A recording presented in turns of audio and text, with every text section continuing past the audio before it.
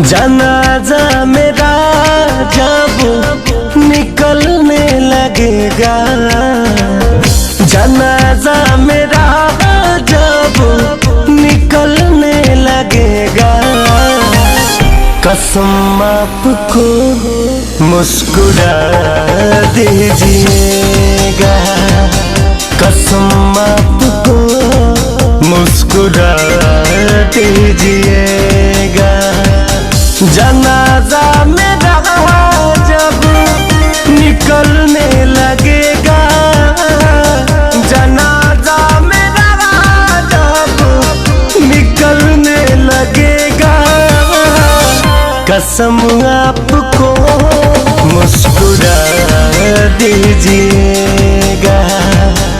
उठा कर गुलाबों को मैयत से मेरे, उठा कर गुलाबों को मैयत से मेरे, जोड़े का गजरा बना लीजिएगा, कसम आपको मुस्कुरा दीजिएगा।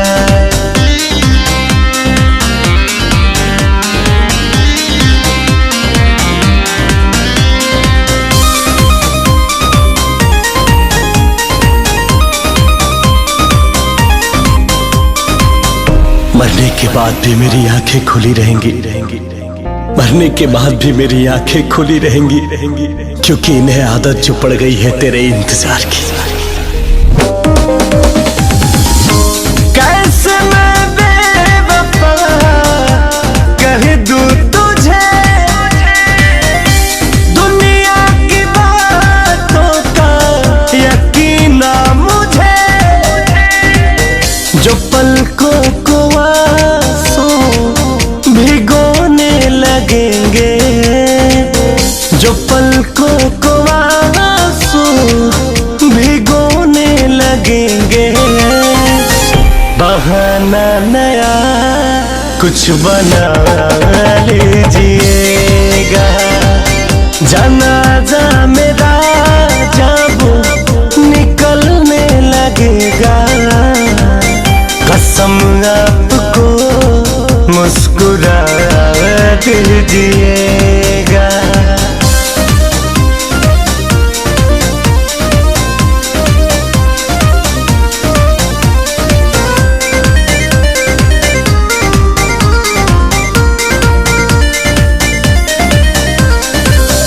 सुना था इश्क आग का दरिया होता है, सुना था इश्क आग का दरिया होता है। सच में उल्फत इश्क ने तो हमें जला ही डाला। हद से भी आगे गुजर ही गए, मोहब्बत में तेरे हम मर ही गए,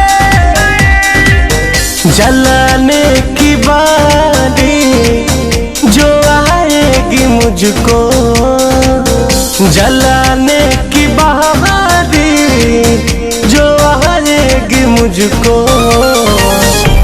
हाथों से अपने जला दीजिएगा। जनाजा मेरा जब निकलने लगेगा, कसम आपको मुस्कुरा दीजिएगा। जनाजा मेरा जब निकलने लगेगा, जनाजा मेरा जब निकलने लगेगा, कसम आपको मुस्कुरा दीजिएगा। उठा कर गुलाबों को मैयत से मेरे, उठा कर गुलाबों को मैयत से मेरे, जोड़े का गजरा बना लीजिए।